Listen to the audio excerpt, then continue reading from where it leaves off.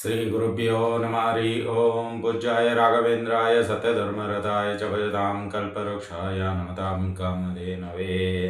ಸಮಸ್ತ ಶ್ರೀ ಸರಳ ಪರಿಹಾರ ಜ್ಯೋತಿಷಾಲಯ ಸದಸ್ಯರೆಲ್ಲರಿಗೂ ಈ ನಿಮ್ಮ ರಾಘವೇಂದ್ರ ಹರಿದಾಸ ಗುರುಜಿ ಮಾಡುವ ನಮಸ್ಕಾರಗಳು. SSP ಜ್ಯೋತಿಷಾಲಯ ಯೂಟ್ಯೂಬ್ ಚಾನಲ್ಗೆ ಸ್ವಾಗತ ಸುಸ್ವಾಗತ ಕೋರುತ್ತಾ ಈ ದಿನ ನಾವು ಏಪ್ರಿಲ್ ತಿಂಗಳ ಮಾಸಿಕ ಭವಿಷ್ಯವನ್ನು ಮೇಷರಾಶಿಯಿಂದ ಮೀನರಾಶಿಯವರೆಗೆ ಯಾವೆಲ್ಲ ಅನುಕೂಲತೆಗಳಿಂದ ಕೂಡಿದೆ, ಯಾವ ಗ್ರಹ ಯಾವ ರಾಶಿಗೆ ಅನುಕೂಲವಂತ ಮಾಡುವಂಥದ್ದಾಗಿದೆ, ಆರ್ಥಿಕ ಸ್ಥಿತಿ, ಆರೋಗ್ಯ, ಕೆಲಸ ಕಾರ್ಯಗಳ ಅಭಿವೃದ್ಧಿ ಮತ್ತು ಅಡೆತಡೆ, ಏನೆಲ್ಲ ದೋಷಗಳಿಗೆ ಪರಿಹಾರಗಳು ಅವೆಲ್ಲವನ್ನು ಈ ಒಂದು ವಿಡಿಯೋದಲ್ಲಿ ತಿಳಿದುಕೊಳ್ಳುವಂಥದ್ದಾಗುತ್ತೆ. ಹೊಸದಾಗಿ ನೋಡ್ತಕ್ಕಂತಹ ನಮ್ಮ ವೀಕ್ಷಕರಲ್ಲಿ ಒಂದು ಮನವಿ, ಇನ್ನೂ ನಮ್ಮ ಚಾನಲ್ಗೆ ನೀವು ಸಬ್ಸ್ಕ್ರೈಬ್ ಮಾಡ್ಕೊಂಡಿಲ್ಲ ಅಂದರೆ ಸಬ್ಸ್ಕ್ರೈಬ್ ಮಾಡಿಕೊಳ್ಳಿ.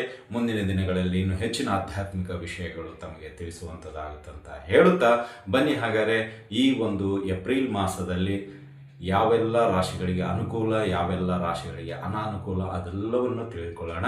ಅದಕ್ಕಿಂತ ಮುಂಚಿತವಾಗಿ ಈ ಏಪ್ರಿಲ್ ತಿಂಗಳಲ್ಲಿ ಬರ್ತಕ್ಕಂತಹ ಪ್ರಮುಖ ಹಬ್ಬಗಳು ಮತ್ತು ಗ್ರಹಗಳ ಸಂಚಾರ ಇದೆಲ್ಲವನ್ನು ನೋಡಿ ಆಮೇಲೆ ದ್ವಾದಶ ರಾಶಿಗಳ ಭವಿಷ್ಯ ಕಡೆಗೆ ಹೋಗೋಣ.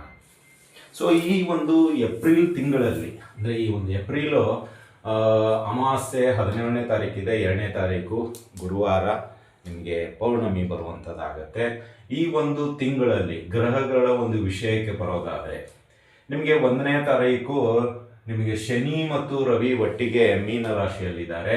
ತದನಂತರ ರಾಹು ಬುಧ ಕುಜ ಕುಂಭರಾಶಿಯಲ್ಲಿದ್ದಾರೆ. ಗುರು ನಿಮಗೆ ಮಿಥುನ ರಾಶಿಯಲ್ಲಿದ್ದಾರೆ. ಕೇತು ಸಿಂಹ ರಾಶಿಯಲ್ಲಿದ್ದಾರೆ. ಚಂದ್ರ ಕನ್ಯಾ ರಾಶಿಯಲ್ಲಿ ಇದ್ದಾರೆ. ಇದಿಷ್ಟು ನಿಮಗೆ ಈ 1ನೇ ತಾರೀಕಲ್ಲಿ ಸಿಗುವಂಥದ್ದು. ಇನ್ನು ಅದೇ ರೀತಿ 3ನೇ ತಾರೀಕು ಮತ್ತೆ ಇಲ್ಲಿ ಕುಜ ಈ ಒಂದು ಕುಂಭರಾಶಿಯಿಂದ ಮೀನರಾಶಿಗೆ ಬರುವಂಥವ್ರು ಆಗ್ತಾರೆ. ಉಳಿದಂತೆ ಎಲ್ಲವೂ ಸೇಮ್ ಇರುತ್ತೆ. ಇಲ್ಲಿ 11ನೇ ತಾರೀಕು ಮತ್ತೆ ಬದಲಾವಣೆ ಆಗುತ್ತೆ. ರವಿ ಶನಿ ಕುಜ ಬುಧ 4 ಗ್ರಹಗಳು ಒಟ್ಟಿಗೆ ಇರುವಂಥದ್ದಾಗುತ್ತೆ. ಅಂದರೆ ಇಲ್ಲಿ ನಿಮಗೆ ಈ ಶನಿ ಕುಜ ರವಿ ಈ ಬುಧನೂ ನಿಮಗೆ 11ನೇ ತಾರೀಕು ಮೀನ ರಾಶಿಯಲ್ಲಿ ಇರುತ್ತೆ. ಈ 4 ಗ್ರಹಗಳ ಒಂದು ವಿಶೇಷತೆ ಮುಂದಿನ ದಿನಗಳಲ್ಲಿ ತಿಳಿಸಿಕೊಡಲಾಗುತ್ತೆ. ಇನ್ನು ಅದೇ ರೀತಿ 14ನೇ ತಾರೀಕು ರವಿ ಮೇಷರಾಶಿಗೆ ಬರ್ತಾರೆ. ಇಲ್ಲಿ ಮೀನರಾಶಿ ಇದ್ದಂಥವರು 14ನೇ ತಾರೀಕಿಗೆ ಮೇಷರಾಶಿಗೆ ಬರುವಂಥವ್ರು ಆಗ್ತಾರೆ. ಇನ್ನು 20ನೇ ತಾರೀಕಿಗೆ ಶುಕ್ರ ವೃಷಭ ರಾಶಿಗೆ ಹೋಗುವಂಥವ್ರು ಆಗ್ತಾರೆ. ಇದಿಷ್ಟು ಗ್ರಹಗಳ ಒಂದು ಸ್ಥಿತಿ. ಇನ್ನು ಈ ಒಂದು ದಿನಗಳಲ್ಲಿ ಅಂದರೆ ಈ ಒಂದು ಏಪ್ರಿಲ್ ತಿಂಗಳಲ್ಲಿ ಬರ್ತಕ್ಕಂತಹ ವಿಶೇಷ ದಿನಗಳ ಬಗ್ಗೆ ನೋಡೋದಾದರೆ ನಿಮಗೆ 2ನೇ ತಾರೀಕು ಹುಣ್ಣಿಮೆ ಮತ್ತು ಹನುಮ ಜಯಂತಿ ಬರುವಂಥದ್ದಾಗಿರುತ್ತೆ. ಇನ್ನು 5ನೇ ತಾರೀಕು ಸಂಕಷ್ಟ ಚತುರ್ಥಿ ಇದೆ. 7 ಚಂದ್ರಲಾಂಬಾ ಪರಮೇಶ್ವರಿ ಸನ್ನತಿ ಇಲ್ಲಿ ಅವರ ಒಂದು ಉತ್ಸವ ನಡೀತಾ ಇರುತ್ತೆ. ಮತ್ತು ಮಾರ್ದುನಿ ಏಕಾದಶಿ ಇದೆ 13ನೇ ತಾರೀಕು. 14ನೇ ತಾರೀಕು ಮೇಷ ಸಂಕ್ರಮಣ ಅಂದರೆ ಇಲ್ಲಿ ರವಿ ಇಲ್ಲಿಗೆ ಬರುವಂಥವ್ರು ಆಗ್ತಾರೆ ಮೇಷ ರಾಶಿಗೆ. ಸೊ ಅದಕ್ಕೆ ಮೇಷ ಸಂಕ್ರಮಣ ಅನ್ನುತ್ತೆ. 17 ಅಮಾವಾಸ್ಯೆ ಇದೆ, ಅವತ್ತು ವಿಷ್ಣು ಪಂಚಕ ಉಪವಾಸ ಪ್ರಾರಂಭ ಆಗುತ್ತೆ. ಇನ್ನು 19ನೇ ತಾರೀಕು ಶ್ರೀ ಪರಶುರಾಮ ಜಯಂತಿ ಇದೆ. 20ನೇ ತಾರೀಕು ಅಕ್ಷಯ ತೃತೀಯ ಇದೆ. ಇದು ತುಂಬ ಇಂಪಾರ್ಟೆಂಟು. ಅಕ್ಷಯ ತೃತೀಯ ಬಗ್ಗೆ ಇನ್ನೂ ಹೆಚ್ಚಿನ ಮಾಹಿತಿಯನ್ನು ಕೊಡೋರಿದ್ದೇವೆ. ಇನ್ನು ಅದೇ ರೀತಿಯಾಗಿ 27ನೇ ತಾರೀಕು ಮೋಹಿನಿ ಏಕಾದಶಿ ಇದೆ. 29 ಶ್ರೀ ವೇದವ್ಯಾಸರ ಜಯಂತಿ ಇದೆ. 30ನೇ ತಾರೀಕು ಶ್ರೀ ನರಸಿಂಹ ಜಯಂತಿ ಇದೆ. ಸೊ ಈ ವರ್ಷ ಏಪ್ರಿಲ್ ತಿಂಗಳಲ್ಲಿ ಹನುಮ ಜಯಂತಿ, ನರಸಿಂಹ ಜಯಂತಿ, ವೇದವ್ಯಾಸ ಜಯಂತಿ ಹಾಗೂ ಅಕ್ಷಯ ತೃತೀಯ ಇಷ್ಟೆಲ್ಲ ಹಬ್ಬಗಳು ನಮಗೆ ಪ್ರಮುಖವಾಗಿದೆ. ಅದರಂತೆ ಹುಣ್ಣಿಮೆ, ಅಮಾವಾಸ್ಯೆ, ಸಂತಿ ಚಂದಮ್ಮ ಮತ್ತು ಸಂಕಷ್ಟ ಚತುರ್ಥಿ ಇವೆಲ್ಲವೂ ಕೂಡ ಆಯಾ ಒಂದು ದಿನಗಳಲ್ಲಿ ವಿಶೇಷತೆ ಅಂತಲೇ ಕೂಡಿರುತ್ತೆ ಅಂತಲೂ ಹೇಳ್ಬೋದು. ಇನ್ನು ಅದೇ ರೀತಿಯಾಗಿ ನಿಮಗೆ ಈ ಒಂದು ಹುಣ್ಣಿಮೆಯಲ್ಲಿ ಸಾಮೂಹಿಕ ಸತ್ಯನಾರಾಯಣ ಪೂಜೆಯನ್ನು ಏರ್ಪಡಿಸಲಾಗಿದೆ. ಪ್ರತಿ ಹುಣ್ಣಿಮೆಯನ್ನು ಮಾಡ್ತೀವಿ. ಅದರ ಒಂದು ಸೇವಾ ಕಾಣಿಕೆ 101 ರೂಪಾಯಿ ಇದೆ. ಯಾರಿಗೆಲ್ಲ ಸೇವೆಯನ್ನು ಮಾಡಿಸ್ಬೇಕಾಗಿರುತ್ತೆ ನಮ್ಮ ವೈಯಕ್ತಿಕ ನಂಬರ್ ಆದ 9845002066 ಈ ನಂಬರಿಗೆ ಕರೆ ಮಾಡಿ ನಿಮ್ಮ ಹೆಸರು, ರಾಶಿ, ನಕ್ಷತ್ರ, ಗೋತ್ರಗಳನ್ನು ರಿಜಿಸ್ಟರ್ ಮಾಡಿಕೊಳ್ಳಿ. ಸೊ ಈ ಒಂದು ಸತ್ಯನಾರಾಯಣ ಪೂಜೆಯಲ್ಲಿ ನೀವು ಸೇವೆ ಮಾಡಿಸಿದ್ದೆ ಆದಲ್ಲಿ ನಮ್ಮ ಅನೇಕ ರೀತಿಯ ಕಷ್ಟಗಳು ಗೊತ್ತಿಲ್ಲೋದು ಅದೆಲ್ಲವೂ ಬಗೆಹರಿಯುವಂಥದ್ದಾಗತ್ತೆ ಅಂತಲೇ ಹೇಳಬಹುದು. ಇದಿಷ್ಟು ಈ ಒಂದು ಏಪ್ರಿಲ್ ತಿಂಗಳಲ್ಲಿರ್ತಕ್ಕಂತಹ ವಿಶೇಷ ದಿನಗಳು ಮತ್ತು ಗ್ರಹಗಳ ಸಂಚಾರ. ಇದಕ್ಕನುಗುಣವಾಗಿ ದ್ವಾದಶ ರಾಶಿಗಳ ಭವಿಷ್ಯ ಯಾವ ರೀತಿಯಲ್ಲಿರುತ್ತೆ ಅದನ್ನು ಈಗ ತಿಳಿದುಕೊಳ್ಳೋಣ.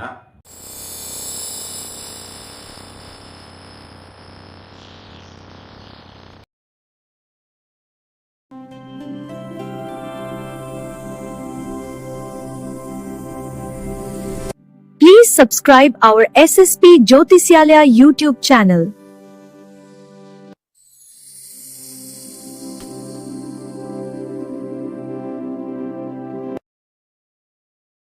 ಗಳಲ್ಲಿ ಮೂರನೇ ರಾಶಿಯಾಗಿರ್ತಕ್ಕಂತಹ ಮಿಥುನ ರಾಶಿ. ಈ ಮಿಥುನ ರಾಶಿಯವರಿಗೆ ಏಪ್ರಿಲ್ ತಿಂಗಳಲ್ಲಿ ಅನುಕೂಲತೆ, ಅನಾನುಕೂಲತೆ ಹಾಗೂ ಪರಿಹಾರಗಳು ಯಾವೆಲ್ಲ ರೀತಿಯಲ್ಲಿರುತ್ತೆ ಮಾಸಿಕ ಭವಿಷ್ಯದಲ್ಲಿ ಎಂಬುದನ್ನು ತಿಳಿದುಕೊಳ್ಳೋಣ ಬನ್ನಿ. ಇಲ್ಲಿ ಮಿಥುನ ರಾಶಿಯವರಿಗೆ ಹೇಳೋದಾದರೆ ಈ ಒಂದು ತಿಂಗಳಲ್ಲಿ ನಿಮ್ಮ ರಾಶಿಯಲ್ಲೇ ಇರತಕ್ಕಂತಹ ಗುರು ಕೆಲವು ಬದಲಾವಣೆಗಳನ್ನು ಮಾಡಿಸುವಂಥದ್ದಾಗತ್ತೆ. ಇನ್ನು ಬುಧ ಮೇಷರಾಶಿಗೆ ಬರೋದರಿಂದ ಒಂದಿಷ್ಟು ಬದಲಾವಣೆಗಳು ಆಗುವಂಥದ್ದಿದೆ. ಇನ್ನು ಅದೇ ರೀತಿಯಾಗಿ ಶುಕ್ರ ಮೇಷದಿಂದ ವೃಷಭ ರಾಶಿಗೆ ಬರುವಂತಹ ದಿನಗಳಾಗಿರಲಿ. ಇನ್ನು ಬುಧ ನಿಮಗೆ ಮತ್ತೆ ಕುಂಭದಿಂದ ಮೀನ ರಾಶಿಗೆ ಹೋಗುವಂಥದ್ದಾಗಿರಲಿ. ಈ ಎಲ್ಲ ಒಂದಿಷ್ಟು ಬದಲಾವಣೆ ಅಂತ ನೋಡೋದಾದರೆ ನಿಮ್ಮಲ್ಲೂ ಬದಲಾವಣೆಯ ಗಾಳಿ ಬೀಸ್ತಾ ಇದೆ ಅಂತಲೇ ಹೇಳ್ಬೋದು. ಅಂದರೆ ಇಲ್ಲಿ ನಿಮಗೆ ಲಕ್ ಬಿಗಿನ್ಸ್ ಅಂತಲೇ ಹೇಳ್ಬೋದು. ಅಂದರೆ ಒಂದು ರೀತಿಯಲ್ಲಿ ಯೋಗ ಅಂತೀವಿ, ಲಕ್ ಅಂದರೆ ಯೋಗ ಬೀಳ್ತಾ ಇದೆ. ರಾಜಯೋಗದ ಬಗ್ಗೆ ನಾವು ತಿಳಿಸ್ಕೊಟ್ಟಿವಿ, ಅಥವಾ ಏನಂತೀರ, ನಿಮ್ಮದೇ ಆದಂಥ ಕೆಲವು ರಾಶಿ ನಕ್ಷತ್ರಗಳ ಅನುಗುಣವಾಗಿ ಯೋಗಗಳು ಕೂಡಿ ಬಂದಿರುತ್ತೆ. ಆ ಎಲ್ಲ ಯೋಗಗಳು ಈ ಒಂದು ಏಪ್ರಿಲ್ ತಿಂಗಳಲ್ಲೂ ಕೂಡ ಮುಂದುವರಿಯುವಂಥದ್ದಾಗುತ್ತೆ ಮಿಥುನ ರಾಶಿಯ ಜಾತಕರಿಗೆ ಅಂತಲೇ ಹೇಳ್ಬೋದು. ಇಲ್ಲಿ ಕೆಲವರು ಕಮೆಂಟ್ಸ್ ಹಾಕಿದ್ದೀರ, ಗುರುಗಳೇ ನೀವು ಹೇಳುವಂತಹ ಮಾತುಗಳಲ್ಲಿ ಸತ್ಯ ಇದೆ, ಬಟ್ ನನಗೆ ಸಮಸ್ಯೆಗಳು ಕಡಿಮೆ ಆಗ್ತಾ ಇಲ್ಲ. ನೀವು ಹೇಳಿದ್ರೆ ಉದ್ಯೋಗದಲ್ಲಿ ಅಭಿವೃದ್ಧಿ ಆಗುತ್ತೆ, ವ್ಯಾಪಾರದಲ್ಲಿ ಅಭಿವೃದ್ಧಿ ಆಗುತ್ತೆ ಅಂತ ಖಂಡಿತವಾಗಿ ಆಗ್ತಾ ಇದೆ, ಬಟ್ ನನಗೆ ವೈಯಕ್ತಿಕ ಸಮಸ್ಯೆಗಳು ಮತ್ತು ವ್ಯಾವಹಾರಿಕ ಸಮಸ್ಯೆಗಳು ಸ್ವಲ್ಪ ಜಾಸ್ತಿ ಆಗ್ತಾ ಇದೆ, ಅದರ ಬಗ್ಗೆ ಪರಿಹಾರ ಕೊಡಿ.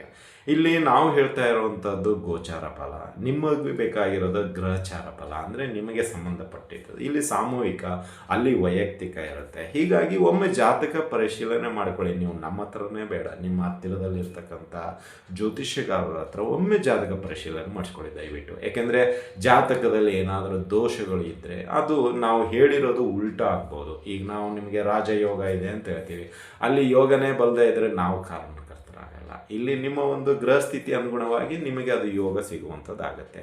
ಇಲ್ಲಿ ನಾವು ಸಾಮೂಹಿಕವಾಗಿ ಮಿಥುನ ರಾಶಿಯವರಿಗೆ ವೈಭವೋಪರಿತ ರಾಜಯೋಗ ಅಂತ ಕರಿತೀವಿ. ನಮಗೆ ಅದರಲ್ಲಿ ಏನೂ ಅನ್ವಯ ಆಗದೆ ಇದ್ದರೆ ಜಾತಕದಲ್ಲಿ ಏನೋ ಒಂದು ದೋಷ ಇರುತ್ತೆ, ನ್ಯೂನ್ಯತೆ ಇದೆ ಅಂತ ಹೇಳ್ಬೋದು. ಈಗ ದೇಹ ಹೊರಗಡೆ ನೋಡಲು ಚೆನ್ನಾಗಿರುತ್ತೆ, ಒಳಗಡೆ ಏನೋ ದೇಹಕ್ಕೆ ಸಂಬಂಧ ಇರುತ್ತೆ. ಹಾರ್ಟ್ ಅಟ್ಯಾಕ್, ಈಗ ಅತಿಯಾದ ಸೌಂಡ್ ಕೇಳಿಸ್ತಾ ಇರೋದು, ಬಟ್ ಹೊರಗಡೆ ನೋಡಲಿಕ್ಕೆ ದಷ್ಟಪುಷ್ಟವಾಗಿರ್ತಾರೆ, ಒಳಗಡೆ ಯಾರಿಗೆ ಗೊತ್ತಾಗುತ್ತೆ, ಅವರು ಹೇಳಿದ್ರೆ ತಾನೇ ಗೊತ್ತಾಗೋದು. ಹಾಗೆ ನೀವು ನಿಮ್ಮ ಜಾತಕವನ್ನು ಒಮ್ಮೆ ತೋರಿಸಿದರೆ ನಿಮ್ಮಲ್ಲಿರ್ತಕ್ಕಂಥ ಒಳಗಡೆ ಜಾತಕದಲ್ಲಿರ್ತಕ್ಕಂಥ ಸಮಸ್ಯೆಗಳು ನೋಡಿದಾಗ ನೀವು ಅದಕ್ಕೆ ಪರಿಹಾರ ತೆಗೆದುಕೊಂಡ್ರೆ ವರ್ಕೌಟ್ ಆಗುವಂಥದ್ದಾಗತ್ತೆ ಅಂತೇಳಿ ಇರಲಿ.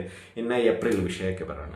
ಇಲ್ಲಿ ನಿಮಗೆ ಮಾತುಗಾರಿಕೆಯಲ್ಲಿ ಬದಲಾವಣೆ ಆಗುತ್ತೆ, ಕೆಲಸಗಾರಿಕೆಯಲ್ಲಿ ಬದಲಾವಣೆ ಆಗುತ್ತೆ, ಆರ್ಥಿಕವಾಗಿ ಕೆಲವು ನಿರ್ಧಾರಗಳನ್ನು ತೆಗೆದುಕೊಳ್ಳೋದರಲ್ಲಿ ಬದಲಾವಣೆ ಆಗುತ್ತೆ, ಮತ್ತು ನೀವು ಹಾದು ಹೋಗುವಂತಹ ನಿತ್ಯ ರೋಡಿನಲ್ಲಿ ಬದಲಾವಣೆ ಆಗುತ್ತೆ. ಒಟ್ಟಿನಲ್ಲಿ ಬದಲಾವಣೆಯ ಗಾಳಿ ವಿಪರೀತ ಬೀಸುವಂಥದ್ದಾಗುತ್ತೆ.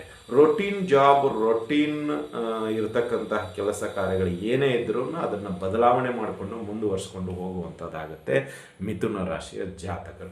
ಇಲ್ಲಿ ಮಿಥುನ ರಾಶಿಯವರು ಮಾತಿನಲ್ಲಿ ಬದಲಾವಣೆಯ ಸ್ಪಷ್ಟವಾಗಿ ಕಾಣಿಸ್ತಾ ಇದೆ.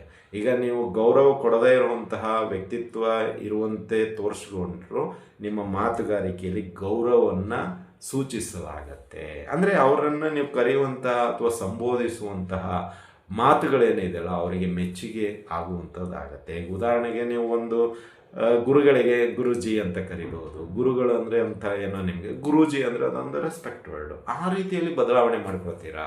ಸಣ್ಣ ಪುಟ್ಟ ಬದಲಾವಣೆಯೊಂದಿಗೆ ಒಳ್ಳೆಯ ರೆಸ್ಪೆಕ್ಟ್ ಬರುವ ರೀತಿಯಲ್ಲಿ ಮಿಥುನ ರಾಶಿಯವರು ತಮ್ಮನ್ನು ತಾವೇ ಅಳವಡಿಸ್ಕೊಳ್ತಾರೆ ಅಂತಲೇ ಹೇಳ್ಬೋದು. ಇನ್ನು ಗುರು ಹಿರಿಯರು, ಗುರುಗಳು ಮತ್ತು ನಿಮಗಿಂತ ದೊಡ್ಡವರು ಇರುವವರೆಗೆ ಈ ಒಂದು ತಿಂಗಳಲ್ಲಿ ತುಂಬ ಮರ್ಯಾದೆಯನ್ನು ಕೊಡುವಂಥವ್ರಾಗ್ತೀರ ಮಿಥುನ ರಾಶಿಯ ಜಾತಕರು ಅಂತಲೇ ಹೇಳ್ಬೋದು. ಇನ್ನು ಈ ಒಂದು ತಿಂಗಳಲ್ಲಿ ನಿಮಗೆ ಪ್ರಯಾಣ ಉಂಟು, ಪುಣ್ಯಕ್ಷೇತ್ರಗಳ ದರ್ಶನ ಉಂಟು ಮತ್ತು ಅದೇ ರೀತಿಯಾಗಿ ಕೆಲವು ಸಂಬಂಧಿಕರ ಆಗಮನ ಉಂಟು ಮನೆಗೆ. ಸೊ ಈ ಒಂದು ದಿನಗಳಲ್ಲಿ ಖರ್ಚುಗಳು ಬರುವಂತಾಗುತ್ತೆ. ಇನ್ನು 1ರಿಂದ 9ನೇ ತಾರೀಕುವರೆಗೂ ನಿಮಗೆ ದೂರದ ಪ್ರಯಾಣ ಸಂಭವ ಉಂಟು.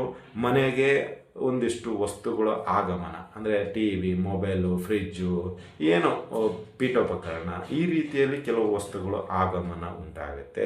ಇನ್ನು 10ರಿಂದ 20ನೇ ತಾರೀಕುವರೆಗೂ ಖರ್ಚುಗಳಿಗೆ ಕಡಿವಾಣ ಹಾಕಲು ನಿರ್ಧಾರ ಮಾಡ್ತೀರಾ. ಅಂದರೆ ಬೇಡದೇ ಇರೋ ಖರ್ಚುಗಳಾಗಿರ್ಬೋದು, ಅಥವಾ ಅನಾವಶ್ಯಕವಾದ ಖರ್ಚುಗಳು ಅಂತ ಕರೆಯುವಂಥದ್ದಾಗ್ಬೋದು, ಅಥವಾ ದೊಡ್ಡ ಗಾತ್ರದ ಖರ್ಚುಗಳು ಅಂತ ಇರುವಂಥದ್ದನ್ನು ನೀವು ಪೋಸ್ಟ್ಪೋನ್ ಮಾಡ್ಕೊಳ್ತೀರಾ ಅಂತಲೇ ಹೇಳ್ಬೋದು. ಇನ್ನು ಅದೇ ರೀತಿಯಾಗಿ ನಿಮಗೆ 20ರಿಂದ 30ನೇ ತಾರೀಕು ಒಂದಿಷ್ಟು ಆರ್ಥಿಕವಾಗಿ ಸಹಾಯ ಲಭಿಸುವಂಥದ್ದಾಗುತ್ತೆ. ಸ್ನೇಹಿತರಿಂದ, ಬಂಧುಗಳಿಂದ ಮತ್ತು ಬ್ಯಾಂಕು, ಸಂಘ, ಸಂಸ್ಥೆ ಇವುಗಳಿಂದ ನಿಮಗೆ 20ರಿಂದ, ಯಾಕೆಂದರೆ 20ನೇ ತಾರೀಕು ಅಕ್ಷಯ ತೃತೀಯ, ಆ ದಿನವಾದರೂ ಒಂದು ಹೊಸ ಏನೋ ಒಂದು ಯೋಜನೆ ದೃಢ ನಿರ್ಧಾರ ತೆಗೆದುಕೊಳ್ಳುವಂಥದ್ದಾಗುತ್ತೆ ಮಿಥುನ ರಾಶಿಯವರು. ಇನ್ನು ಈ ಒಂದು ತಿಂಗಳಲ್ಲಿ ಉದ್ಯೋಗದಾತರಿಗೆ, ಅಂದರೆ ಯಾರೆಲ್ಲ ಉದ್ಯೋಗ ಹುಡುಕ್ತಾ ಇದ್ದೀರೋ ಅಥವಾ ಸ್ವ ಉದ್ಯೋಗದಲ್ಲಿ ಅಥವಾ ಉದ್ಯೋಗದಲ್ಲಿ ಇರುವವರು, ಅವರಿಗೆ ಒಳ್ಳೆಯ ಅಭಿವೃದ್ಧಿ ಇದೆ.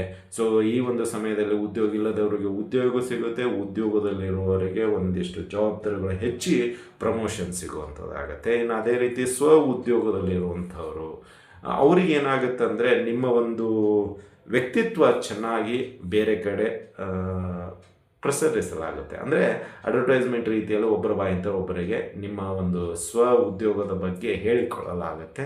ಹೆಚ್ಚಿನ ಒಂದು ವ್ಯಾಪಾರವನ್ನು ಮಾಡಲು ಇದು ಸಹಾಯ ಆಗುತ್ತೆ ಅಂತಲೇ ಹೇಳ್ಬೋದು.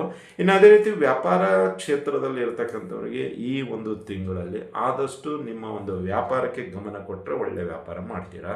ನಿಮ್ಗೆ ಏನಾಗುತ್ತೆ ಅಂದರೆ ಈ 15ರಿಂದ ವ್ಯಾಪಾರದಲ್ಲಿ ಇರತಕ್ಕಂಥವ್ರಿಗೆ ಈ 15ರ ನಂತರ ಏನಾಗುತ್ತೆ ಅಂದರೆ ದುರಾಲೋಚನೆಗೆ ಬಿದ್ದು ಹೋಗ್ಬಿಡ್ತೀರಾ, ಅಥವಾ ಲಾಭ ಮಾಡೋಕ್ಕೋಸ್ಕರ ಏನೋ ಒಂದು ಚಮತ್ಕಾರ ಅಂತೀವಿ ಅದು ಮಾಡ್ಲಿಕ್ಕೆ ಹೋಗ್ತೀರಾ. ಸೊ ಅದರಲ್ಲಿ ಎಡವಟ್ಟನ್ನು ಮಾಡ್ಕೊಳ್ತೀರಾ ಅಂತಲೇ ಹೇಳ್ಬೋದು. ಇನ್ನು 3ನೇ ವ್ಯಕ್ತಿ ಅಂತ ನಿಮಗೆ ಈ ತಿಂಗಳಲ್ಲಿ ಮಿಥುನ ರಾಶಿಯ ಜಾತಕರಿಗೆ ಸ್ವಲ್ಪ ಮೋಸ ಉಂಟಾಗುವಂಥ ಅವಕಾಶಗಳು ನಿಚ್ಚಳವಾಗಿದೆ. ಹಾಗಾಗಿ ಆ 3ನೇ ವ್ಯಕ್ತಿಯ ಅಥವಾ ಮಧ್ಯವರ್ತಿ ವ್ಯಕ್ತಿಯ ಬಗ್ಗೆ ಗಮನವಿಟ್ಟು ಇರೋದು ತುಂಬ ಒಳ್ಳೆಯದು ಅಂತಲೇ ಹೇಳ್ಬೋದು. ಇನ್ನು ಆರೋಗ್ಯದ ವಿಷಯಕ್ಕೆ ಬರೋದಾದರೆ 1ರಿಂದ 15ನೇ ತಾರೀಕುವರೆಗೂ ಒಳ್ಳೆಯ ಆರೋಗ್ಯ ಇರುತ್ತೆ. 15ರಿಂದ 20ನೇ ತಾರೀಕುವರೆಗೂ ಸ್ವಲ್ಪ ನಿಮಗೆ ಚಳಿ, ಜ್ವರ, ಮೈಕೈ ನೋವು, ಈ ನರಗಳ ದೌರ್ಬಲ್ಯ ಕಾಣಿಸುವಂಥದ್ದಾಗುತ್ತೆ. ಇನ್ನು ತಿಂಗಳ ಕೊನೆ 28, 29, 30 ಈ 3 ದಿನಗಳ ಕಾಲ ವೃಥ ತಿರುಗಾಟದಿಂದ ದೇಹ ಆಯಾಸಗೊಳ್ಳುತ್ತೆ ಅಂತಲೇ ಹೇಳ್ಬೋದು. 28, 29, 30 ಸುಮ್ಮನೆ ತಿರುಗಾಟ, ಕೆಲಸ ಇದೆ ಅಂತ ಬಂದಿರುತ್ತೆ, ಅಲ್ಲಿ ಹೋದರೆ ಅವರು ಅವೈಲೇಬಲ್ ಇರಲ್ಲ. ಹೀಗಾಗಿ ಈ ಒಂದು ದಿನಗಳಲ್ಲಿ ಇನ್ನು ರಾಜಕೀಯ, ಸಾಮಾಜಿಕ, ಧಾರ್ಮಿಕವಾಗಿ ಹೇಳೋದಾದರೆ ಒಳ್ಳೆಯ ವ್ಯಕ್ತಿತ್ವ ರೂಪಿಸ್ಕೊಳ್ಳಿಕ್ಕೆ, ಅಭಿವೃದ್ಧಿ ಆಗಲಿಕ್ಕೆ ಮತ್ತು ಒಳ್ಳೆಯ ಅವಕಾಶಗಳು ನಿಮಗೆ ಆಯಾ ಕ್ಷೇತ್ರದಲ್ಲಿ ಸಿಗುವಂಥದ್ದಾಗುತ್ತೆ ಅಂತಲೇ ಹೇಳ್ಬೋದು. ಇದಾಗಿತ್ತು ಏಪ್ರಿಲ್ ತಿಂಗಳ ಮಿಥುನ ರಾಶಿಯ ಒಂದು ಭವಿಷ್ಯ. ಅದೇ ರೀತಿಯಾಗಿ 2ನೇ ತಾರೀಕು ಹನುಮ ಜಯಂತಿ ಮತ್ತು ಹುಣ್ಣಿಮೆ, 20ನೇ ತಾರೀಕು ಅಕ್ಷಯ ತೃತೀಯ. ಈ ಒಂದು ದಿನಗಳಲ್ಲಿ ಶ್ರೀ ಐಶ್ವರ್ಯ ಲಕ್ಷ್ಮೀ ದೇವಿಗೆ ವಿಶೇಷ ಪೂಜೆ ಪುನಸ್ಕಾರಗಳು ಹಾಗೂ ಸಾಮೂಹಿಕ ಸತ್ಯನಾರಾಯಣ ಪೂಜೆಯನ್ನು ಏರ್ಪಡಿಸಲಾಗಿದೆ. ಏನಾದರೂ ಸೇವೆ ಮಾಡಿಸುವಂಥವ್ರು ಇದ್ದರೆ ನಮ್ಮ ವೈಯಕ್ತಿಕ ನಂಬರಾದ 9845002066 ಈ ನಂಬರಿಗೆ ಕರೆ ಮಾಡಿ ನಿಮ್ಮ ಹೆಸರನ್ನು ನೋಂದಾಯಿಸಿಕೊಳ್ಬಹುದು ಹಾಗೂ ಅದಕ್ಕೆ ಇರತಕ್ಕಂತಹ ಸೇವೆಗಳು ವಿವರಣೆಯನ್ನು ಕೂಡ ಪಡೆಯಬಹುದು ಅಂತ ಹೇಳುತ್ತಾ, ಪರಿಹಾರದ ವಿಷಯಕ್ಕೆ ಬರೋದಾದರೆ ಈ ಒಂದು ತಿಂಗಳಲ್ಲಿ ನೀವು ವಿಷ್ಣು ಸಹಸ್ರನಾಮ ಸ್ತೋತ್ರವನ್ನು ಪಠನೆ ಮಾಡಿ, ರಾಯರ ಸ್ತೋತ್ರವನ್ನು ಪಠನೆ ಮಾಡಿ ಹಾಗೂ ವಾಯುಸ್ತುತಿಯನ್ನು ಪಠನೆ ಮಾಡಿ ಮತ್ತು ಹುಣ್ಣಿಮೆಯ ದಿನ ಸತ್ಯನಾರಾಯಣ ಪೂಜೆಯನ್ನು ಮಾಡಿಸಿ, ಅದೇ ರೀತಿಯಾಗಿ ಅಮಾವಾಸ್ಯೆ ದಿನ ಅನ್ನದಾನವನ್ನು ಮಾಡಿ. ಸೊ ಇದರಿಂದ ನಿಮ್ಮ ಇರತಕ್ಕಂತಹ ಕಷ್ಟ, ಕಾರ್ಪಣ್ಯಗಳು, ದುಃಖ, ದುಮ್ಮಾನಗಳು ಮತ್ತು ಅನಾರೋಗ್ಯದ ಸಮಸ್ಯೆಗಳು ಎಲ್ಲವೂ ಒಂದೊಂದಾಗಿ ಬಗೆಯುವಂತ ಬರುತ್ತೆ ಅಂತಲೇ ಹೇಳ್ಬೋದು. ಇದಾಗಿತ್ತು ಪರಿಹಾರಗಳು.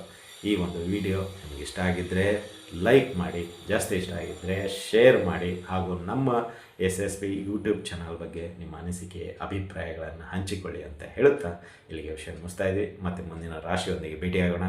ಅಲ್ಲಿವರೆಗೂ ಶುಭಮಸ್ತು, ಶುಭಂ ಭಯಾತ್, ಸರ್ವೇ ಜನಃ ಸುಖಿನೋ ಭವಂತು.